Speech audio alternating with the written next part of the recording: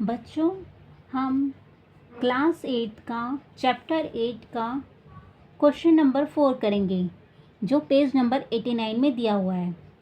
हमें यहाँ पे दो रेखाएं एक्स वाई और पी क्यू, जो सरल रेखा है, आपस में समानांतर हैं, दी हुई है। इसमें एक कोण का मान दिया हुआ है 50 डिग्री, बाकी 1 2 3 4 5 6 7 ये कोण हमको निकालने हैं। अब 50 डिग्री और कोण 2 आपस में बराबर होंगे, क्योंकि सम्मुख कोण है। 50 डिग्री बराबर कोण 2, क्योंकि क्या है, सम्मुख कोण है।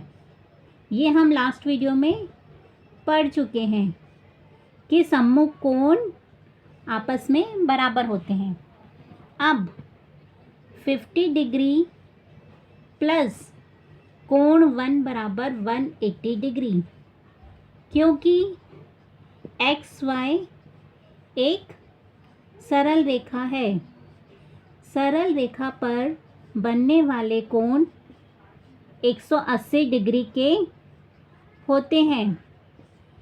अब कोण 1 बराबर क्या हो गया, 180 डिग्री माइनस 50 डिग्री, यानी कि कोण 1 बराबर 130 डिग्री।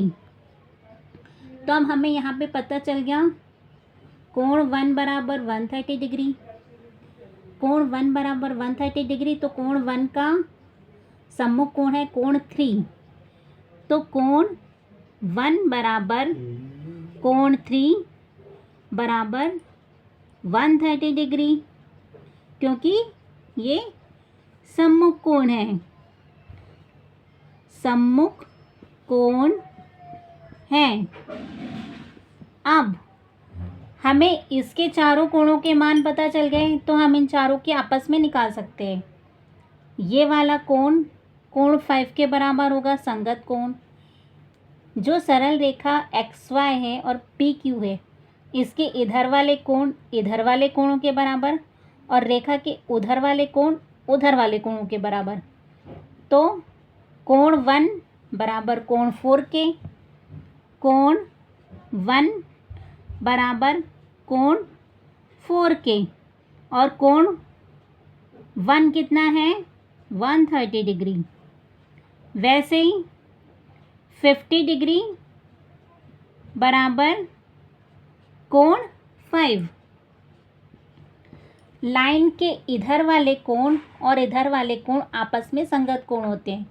तो 130 डिग्री बराबर कोण 4, 50 डिग्री बराबर कोण 5, और लाइन के इधर वाले कोण लाइन के उधर वाले कोणों के बराबर होते हैं।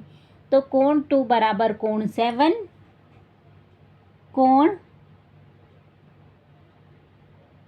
2 बराबर कोण 7, और कोण 7 बराबर 50 डिग्री। ये ऊपर दिया हुआ है 50 डिग्री, ये हमने पहले निकाले थे क्योंकि आपस में सम्मुख कोण है।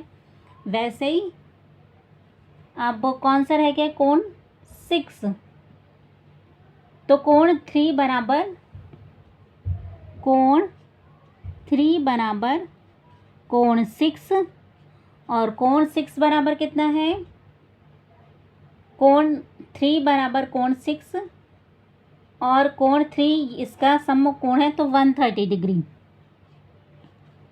तो हमारे पूरे 1 2 3 4 5 6 7 पूरे कोणों के मान आ गए।